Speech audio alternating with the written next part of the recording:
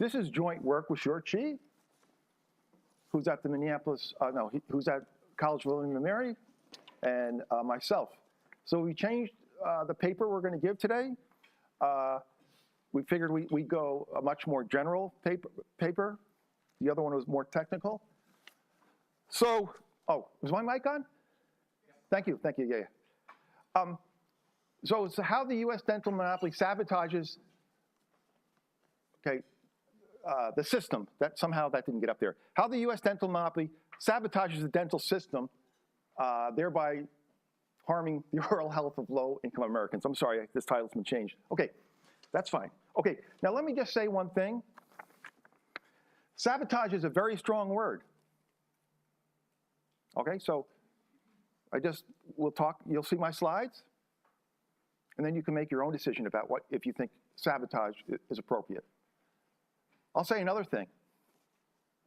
The dental monopoly is not the only monopoly that sabotages low-income Americans. There's a long, long list of monopolies that do that. Okay, economists, well, I'll say it, economists don't understand that, okay?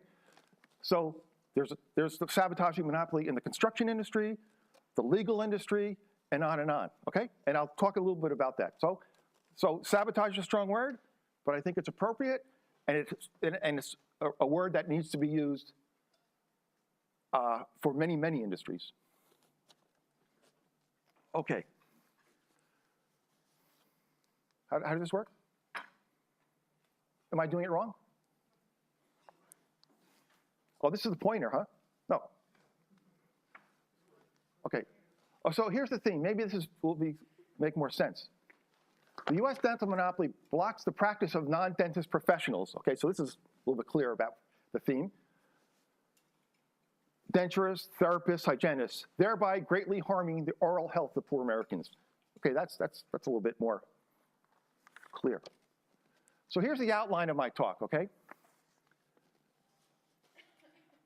I'm going to show that there is an oral health crisis in the United States. Then I'm going to talk about what I mean by monopoly, because I've been just saying some things about monopoly which I hope are surprising to you. Well, if they're not, that's great. But for many of you, they're surprising. And I hope I hope you want to know, how did we wind up in this situation as economists? So I'll talk about this. First, I'll talk about the monopoly that many of you know if you've taken an economics class. And that's the Harburger monopoly. And that's sort of the apparatus that Morris was sort of sketching out. But there's another monopoly model. And for now, I'll just call it the Henry Simons monopoly, or the Thurman Arnold monopoly. And those monopolies are different. They sabotage rivals. So in the process of enriching themselves, these monopolies destroy rivals. Again, typically, almost always, the products and services bought by low-income people. Okay? Low-income people. It's almost... So we need to change our model of monopoly. That'll be okay. So then I'm going to discuss related literature.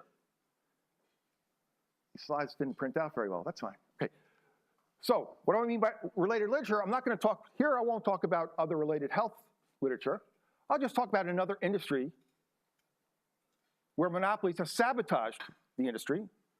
And again, the sabotage has hurt badly low-income Americans. So Mark Wright up here and I are writing a paper. It's written. You just have to push the button and put it on the, basically, how HUD and the National Association of Builders created the housing crisis. We have a housing crisis now. In large part, it's due to a monopoly, this monopoly. Okay? They blocked. Well, let me just talk. I'll get this. There's a spot for it. I mean, I got to keep myself online here. Okay. Then I'm going to describe the great success that's been had using these dental professionals in other countries. Okay?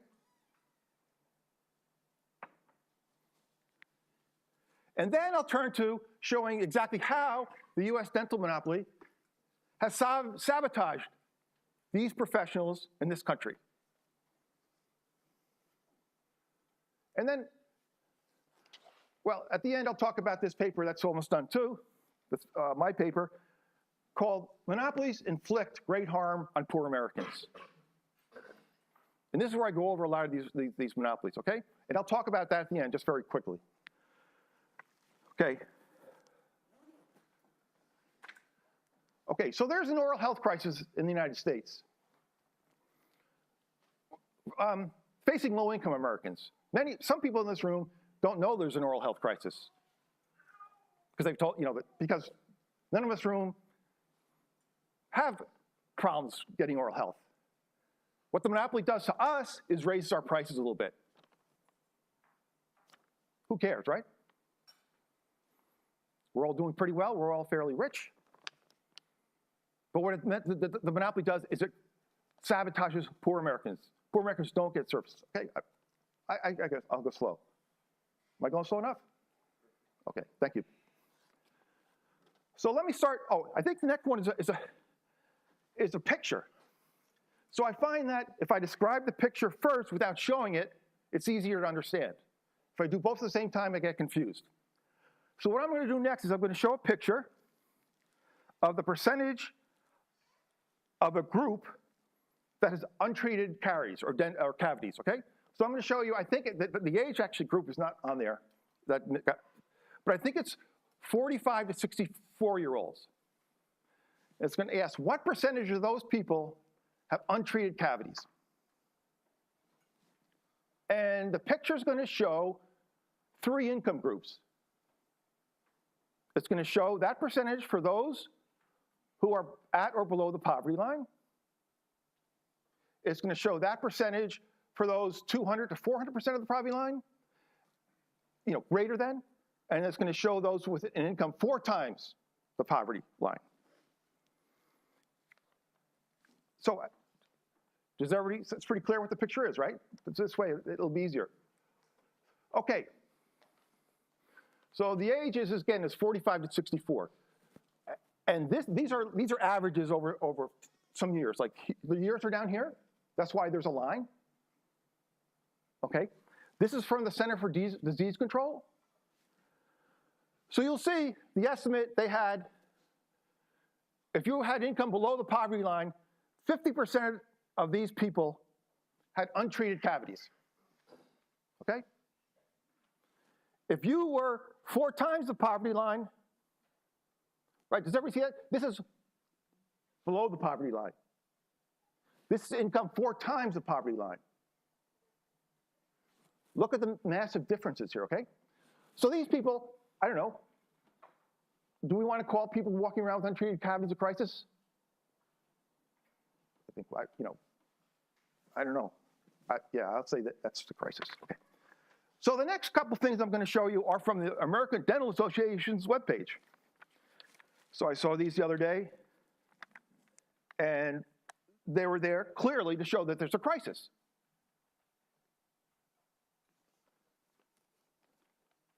Okay, that's what they're there for. That's what these statistics were on the webpage for. Okay, so a 2008 report revealed that 52% of new military recruits had dental problems that delayed their development overseas, their deployment. Okay, this is American Dental Association webpage. It links to this Children Dental. I don't know exactly what that is, but okay. Now the next slide is also from the ADA. It says, in a Los Angeles study, dental problems were responsible for about 1/3 of the elementary school absences among children from economically vulnerable households. So the ADA, I think this is a crisis, and the ADA thinks so too, because that's why it's up there. So I'll give you one more slide on the crisis or the problem or the thing. And it's going to be from a little quote from Dr. Frank Catalanato. I've never heard his name pronounced, but I've looked at his stuff, and he's a professor of community medicine at University of Florida, and he's out working hard to let people understand that there is a dental crisis, that the dental crisis is because of restrictions put on dentists, by dentists on professionals. So I'm not, sometimes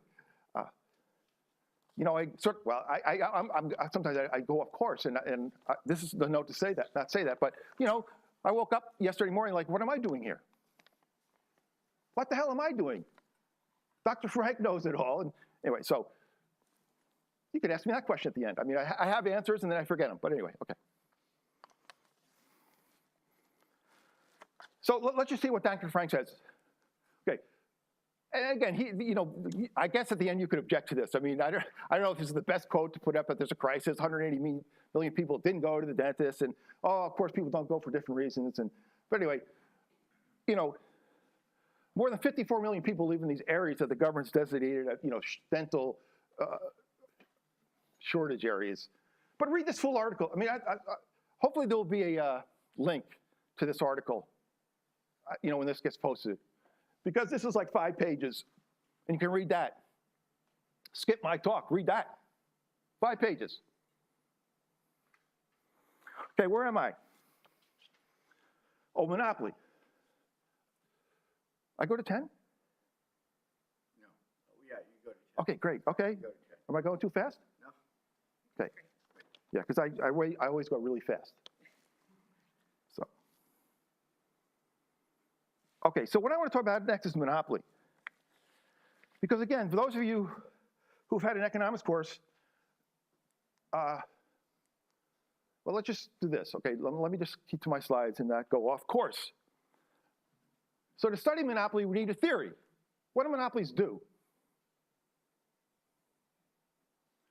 Well, for the last 50 years, the economics profession has used the Harburger model. I think I'd probably say what that is in a second, so I'll keep going. Before World War II, there was a very, very different model of what monopolies do. We need to change our model of monopoly. Our model is I don't know what you want to call it. It's a failure. We call it that. I don't know what's a good thing to call a model that doesn't work. I don't know. Whatever. Okay. We need to change our model of monopoly. Oh man, what's that? I turned it off now. Okay. So here's the standard model of monopoly. Okay, monopoly's an entrepreneur. You don't have to say if monopoly's 100,000 people or the ADA or all the dentists, or it's just a person. Because it doesn't really matter. That person decides how much to raise their price. Okay, that monopolist has no ambition.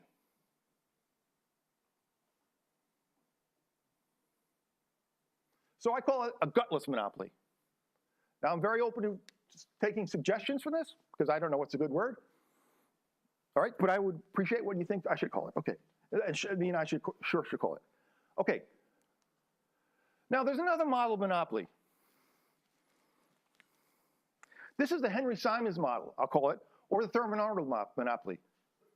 Simons was an economist at the University of Chicago in the 1930s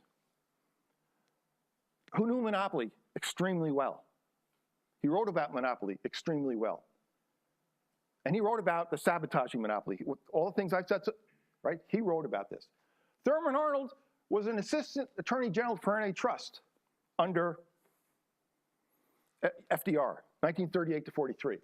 Okay, these men were giants, absolutely giants, and probably nobody in this room ever heard of either of them.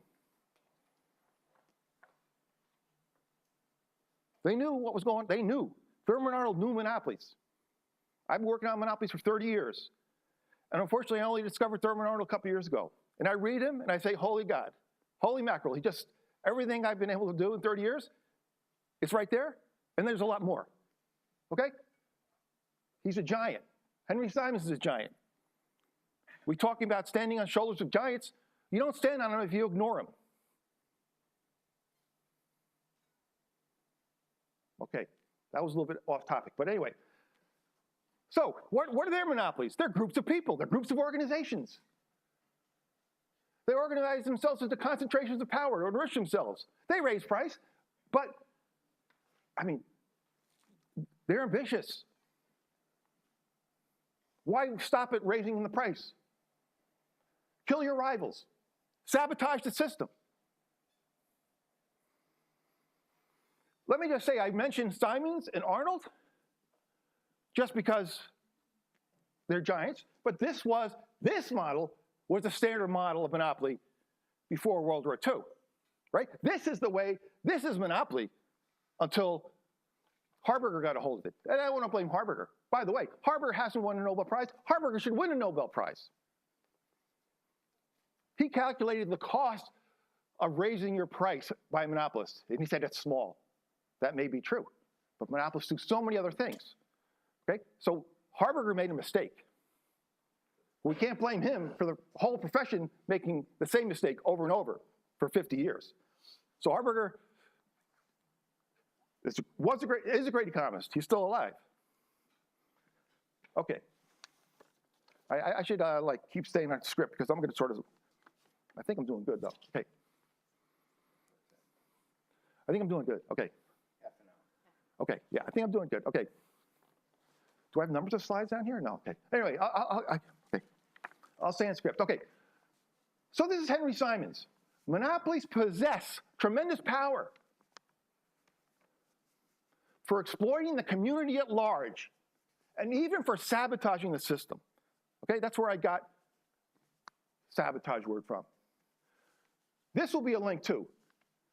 Simons wrote, this comes from the Positive Program for Laissez-Faire. This was an important document, which is also lost. Simon said, that's getting a little off topic. This needs to be read today for our world. He talked about inequality. He talked about inequality is going to destroy our country. He talked about how monopolies are going to destroy our country. Here. This is University of Chicago, right? Whatever. I have to, I could go into something else for a couple hours, so I'll stop. Okay. Okay, the next one is going to be a long quote from Thurman Arnold. And this is like one of these quotes where I read, I go, man, he knows so much more. I mean, of course he knows so much more than I could ever know. I mean, this is just a side show for Arnold too, right? He was a great legal scholar. And I mean, economics was not his thing, but he did it much better than everybody I've ever seen. Okay. Okay. So I'm going to read Thurman Arnold's quote. It's long, but it's beautiful. Okay. This is from Cosmopolitan magazine. Okay? He said, he knew, I have to get out and educate people about what monopolies do. Okay? I have to educate them. So he would publish things in all sorts of magazines. Whenever a small group of individuals, uncurbed by legal authority, is permitted to dominate any important part of the production or distribution of the necessities of life, they will become a sort of independent state. Making treaties and alliances, expanding their power by waging industrial war, dealing on equal terms with the executive and legislative branches of government, and defying, this is really the whole point, defying governmental authority if necessary, with the self-righteousness of a sovereign nation. Well, by God, I've seen so many sovereign nations in my last 30 years. And I'll show you the ADA, how they think they're a sovereign nation, how they've responded to reforms by saying, we decide, we are a sovereign nation. Okay? I'm sorry, am I getting too aggressive?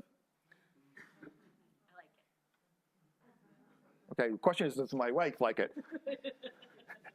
Because she's always telling me to be quiet. Okay. But thank you, I appreciate that, by the way. Okay. So where am I? Okay, so now here's the question. So Morris wants to calculate the cost of monopoly in his model, Harberger, which is fine, which is great, because nobody else even does that anymore. Morris does it. So you're sticking by the theory.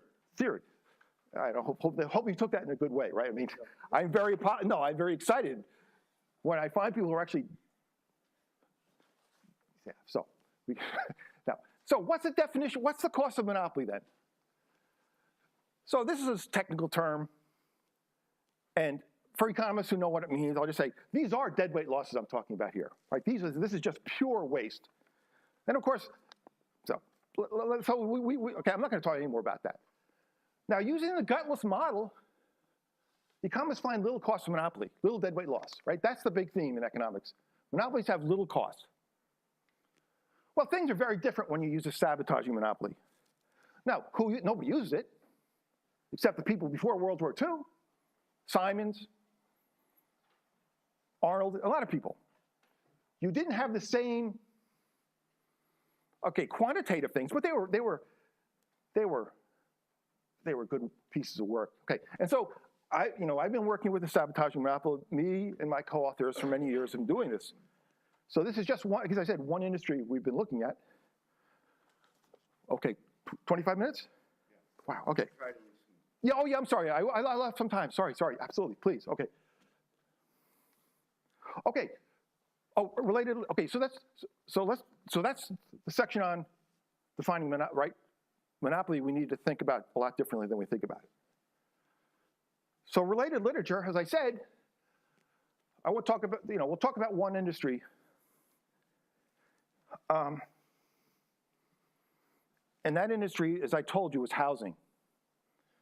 So homes are made in factories, and they're made on site. We call it stick built, right? Put sticks in the ground, you frame it, you knock, knock, knock, knock, okay?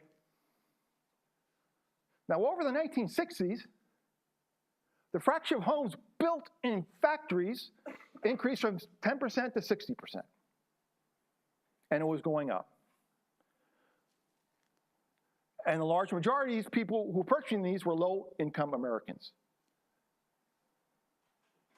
So stick builders obviously faced a dire situation. They were going to go out. To some extent, maybe. So what do? They sabotaged. They sabotaged the factory housing industry, the industry that produces homes and apartments for poor people, okay? They sabotaged the industry making goods for poor people. So who's in this monopoly? Well, HUD. I mean, again, who's in the monopoly? I don't know. I say the ADA. I mean, there's a lot of people working the ADA. I don't know if are you in the monopoly or you're not in the monopoly? I mean, it's all, who knows who's in the monopoly, We see what the monopoly does. I mean, we don't have to go back and take polls. The monopoly introduced many barriers that crushed the factory-built housing industry. Its production dropped by 2/3 in a couple of years, and it hasn't recovered. That's why we have a housing crisis today. This is a time series of production of a particular type of factory house, some modular homes. And you can see, this is in levels, right? So we're producing about 100,000 units of these things. And then it just soars from, they said like 100,000, goes from 100,000 units to 600,000 units. Very short order. Now you say, well, how did it happen? Well, of course. Well, no, I'm getting off topic. Okay, all right. But this is where HUD started sabotage. Sabotage started here and basically fell. This is they had their own no-doc lending boom before the regular housing industry. Anyway, but so it crashed. So there's none of these things being produced anymore. Okay, that's HUD. That's the National Association of Home Builders. Section 4, the great success. Yeah, the great success. These dental professionals are used in other countries, and they've done an incredible job. There's great success. They serve the poor. So I mean, denturists, I guess everybody knows what a denturist is. I know what you fit dentures. I don't know what the best verb is. Therapist, does everybody know what a therapist is? A therapist is a dental professional who can drill teeth and fill teeth, okay? They can do cavities. So we know what a denturist is. A therapist can fill cavities. And that's, they're not doing anything higher than that in terms of scope. And then there's hygienists who clean teeth, educate. Okay. So we're going to show evidence of great success in Australia and New Zealand, and then we'll talk about some stuff. Let me just say, programs are being passed in the United States, Minnesota, Alaska, and so on. And there's new laws allowing therapists. But if you go look, as a sovereign nation, the dentists were very involved in making these laws. So you can see, you can look, it's very tough to become one of these people, right? So the ADA will say, oh, look, these laws are passed, but there's not many people entering. They passed the laws, okay? And you go look at the laws, there's good reasons why they're not entering, okay? But let's just look at the other countries. Oh, okay. I like to describe tables before I get there. So all I'm going to do is in Australia, I'm going to ask, what fraction, okay, let's think of the dental team that fills cavities. So I want to look at the fraction of therapists over the fraction of therapists plus dentists, okay? Does everybody understand that? So I'm looking at the fraction of professionals that fill fill cavities. Okay, so in Australia, wow. Anyway, I think these aren't very pretty slides. So these are the number of dentists, these are the number of therapists. So therapists make up 11% of the dental team filling cavities. Of course, that's all they do. So if we put this in units of how many cavities are filled in the country, it's going to be much higher. I don't know what it would be. I don't know if there's such data, but it's going to be over a quarter, right? Okay. Now, what I want to do is I want to show you the same row, but by who's being served, low income and high income. Does everybody get that? I want to show you the same row, but I'm going to break it out by income. Now I'm going to do it in a quick and dirty method here, and I'm going to break it out by dentists in the public sector and dentists, professionals in the public sector and professionals in the private sector. Okay? Just a quick and dirty way. The public, okay, serve disproportionately low income. Does everybody understand what I'm doing? Okay? So I just, look, I guess I can't cover up all these slides. Or should I try it once? No, can wait. Sorry, okay. That's the way I usually give a talk, so I'm glad. Just tell me if I start breaking rules here. Okay, so this table is, I just repeated that, right? I repeated that, right, Mark? You get that?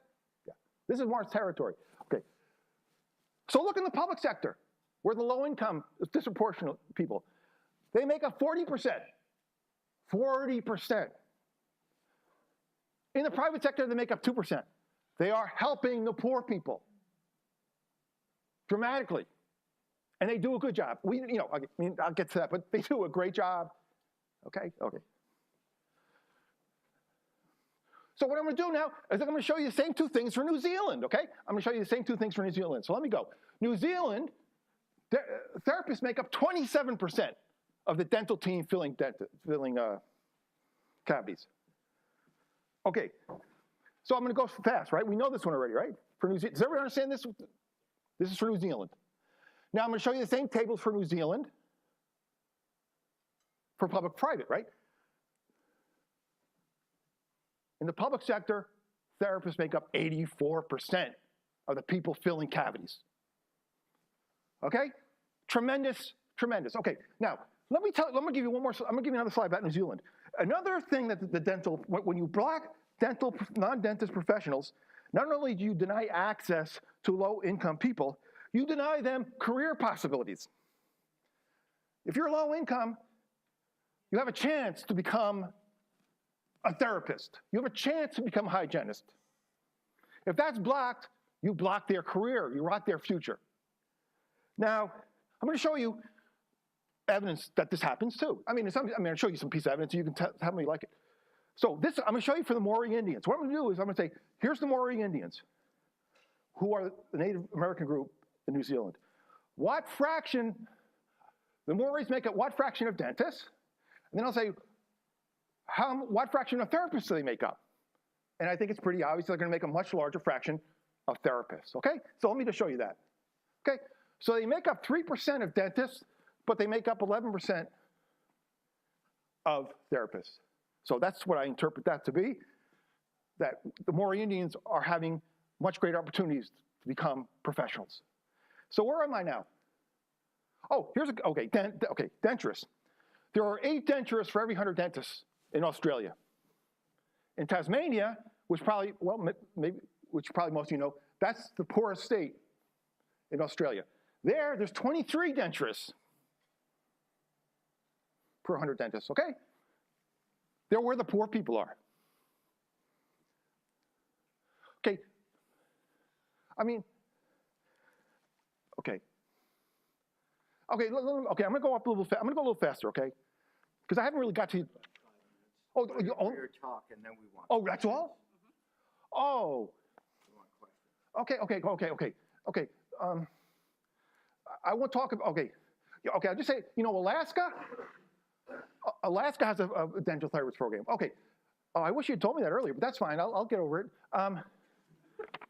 I mean, wow. Okay. Okay. What I want to do is show you how the ADA has blocked, sabotaged these. Okay, who's in the dental monopoly? I just said I don't know who's who. Some people at ADA. Maybe you're in, maybe you're out. I don't know. Okay, this is just Frank Catalano. It's an interview, so you see his English not good. But there's no doubt that there's a strong monopoly. Okay, but let me. Okay. We block dentists, we block therapists, we block hygienists. But look, this.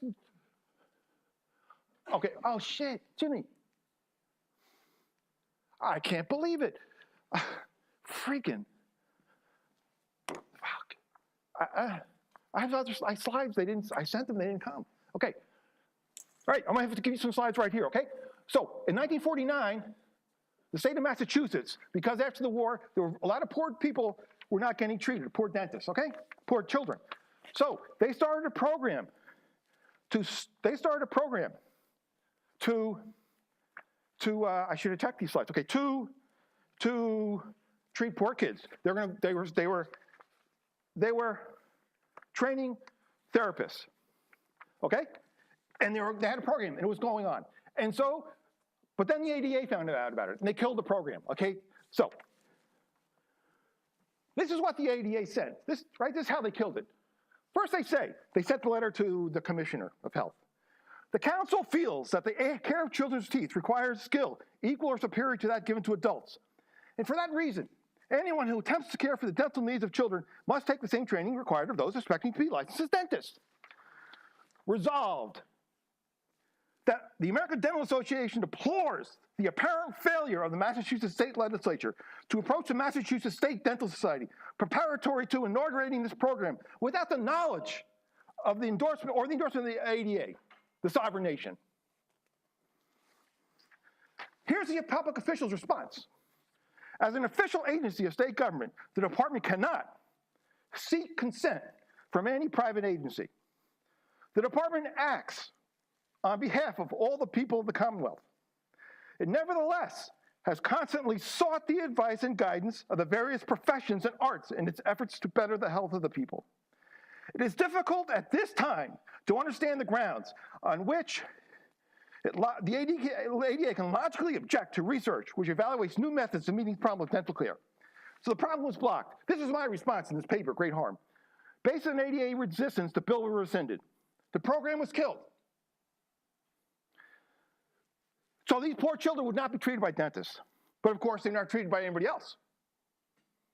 So they wound up suffering, getting sick. Some of them could have died, okay?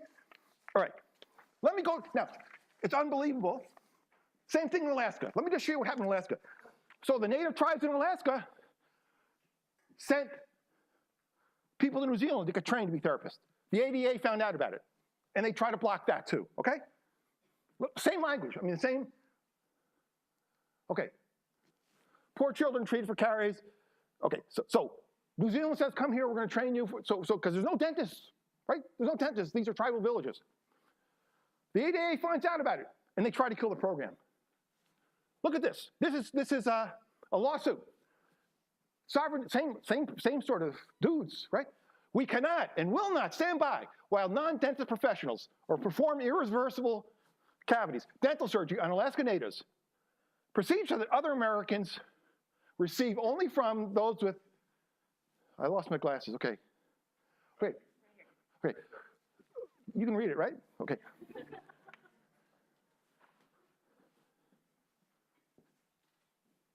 You've read this. Have you read this? Am I getting a little too aggressive? Sovereign nation again. Okay. And they did all this thing. They tried to amend legislation behind people's back. They had a $150,000 advertising campaign to campaign the Native American Indians to say, oh, this is bad for you. When it is good.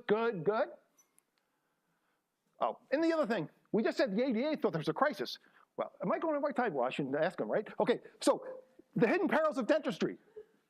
There was a letter, somebody was praising the Minnesota program. And the ADA sent the letter to the Wall Street Journal. In the letter, beyond the first sentence, I disagreed strongly with every sentence. So I could give them all, but here's one. The therapist model tries to fix a system that isn't broken. But the ADA just said the system's broken. They said it's broken. Now they're saying it's not broken. I'll leave it for you to fill in the next line. Okay, am I getting aggressive? Okay, okay. All right, that's it. Okay, this is the last slide. As I said, sabotage is a strong word, but I don't think it is in this context. You can use your own word. But I want to say there's sabotage everywhere. The dental crisis is a result of monopolies blocking non-dental professionals. Housing crisis is a result of monopolies in construction, sabotaging factory-built housing. The legal crisis experienced by poor Americans, none of you here, maybe, because lawyers do the same thing. They don't let paralegals operate independently where they could give inexpensive advice.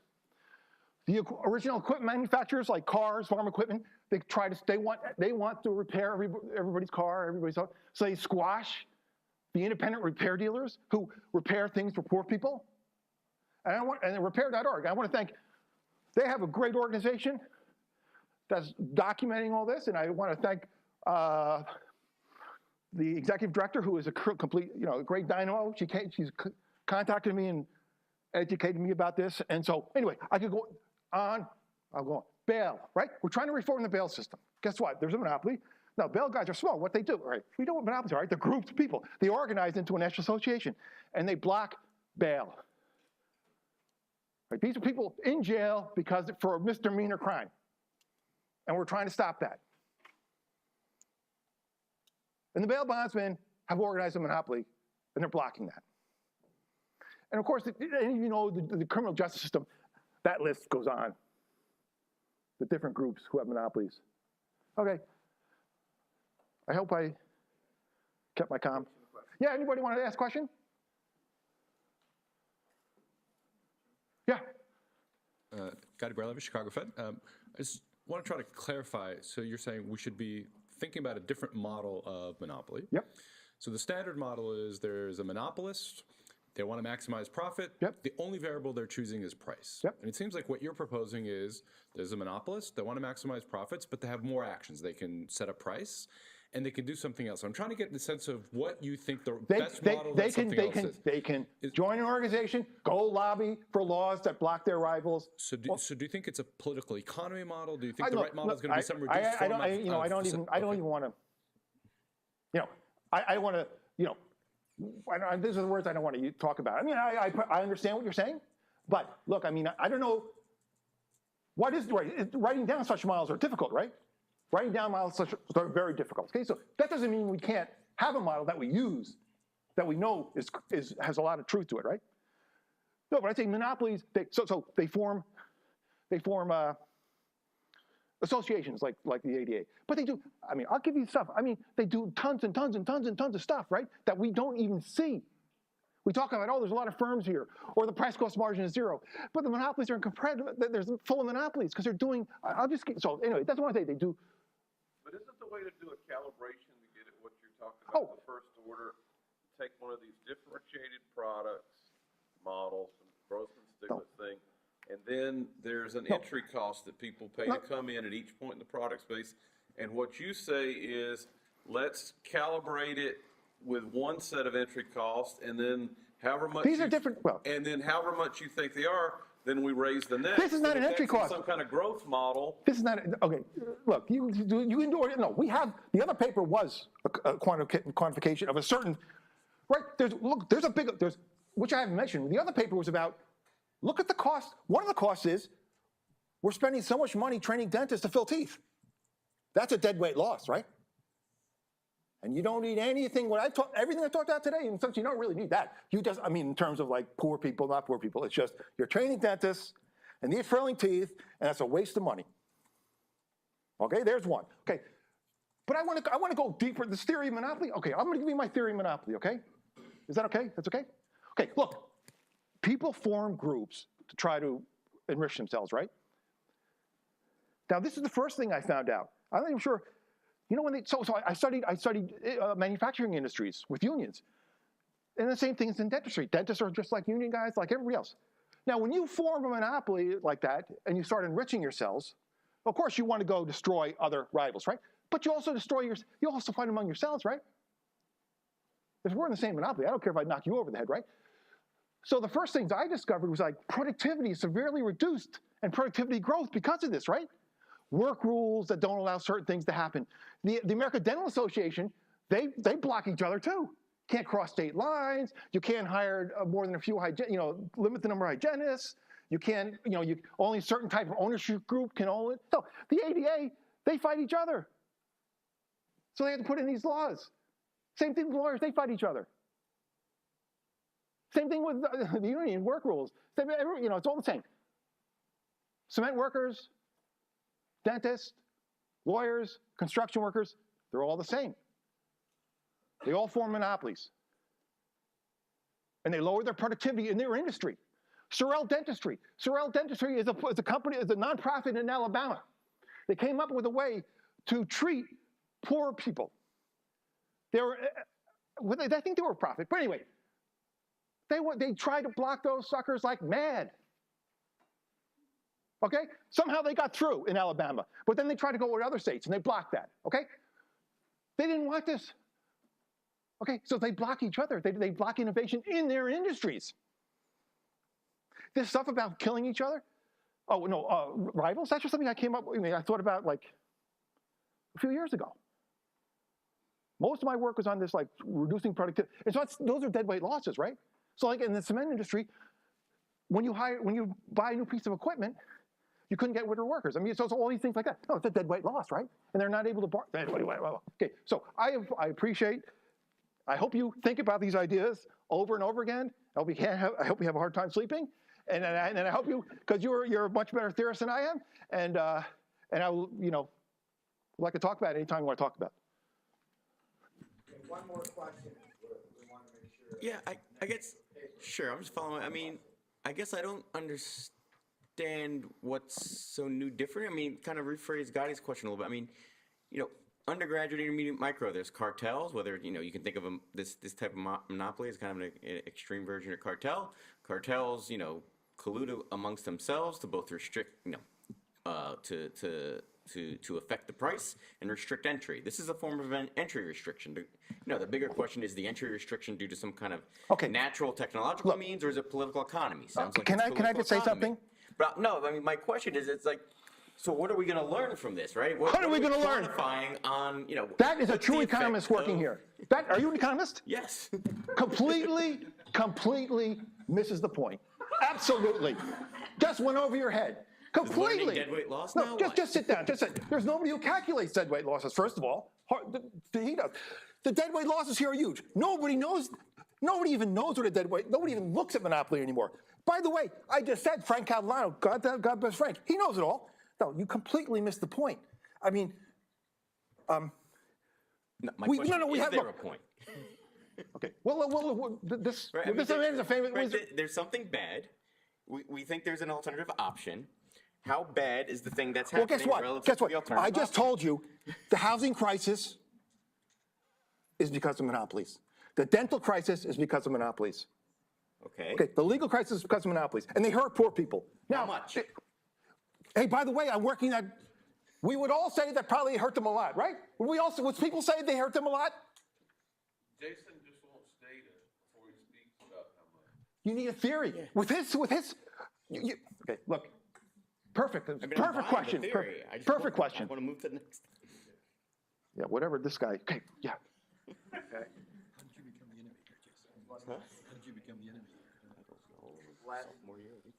No, I just want to say, again, sabotage is a strong word, but it applies to many, many groups.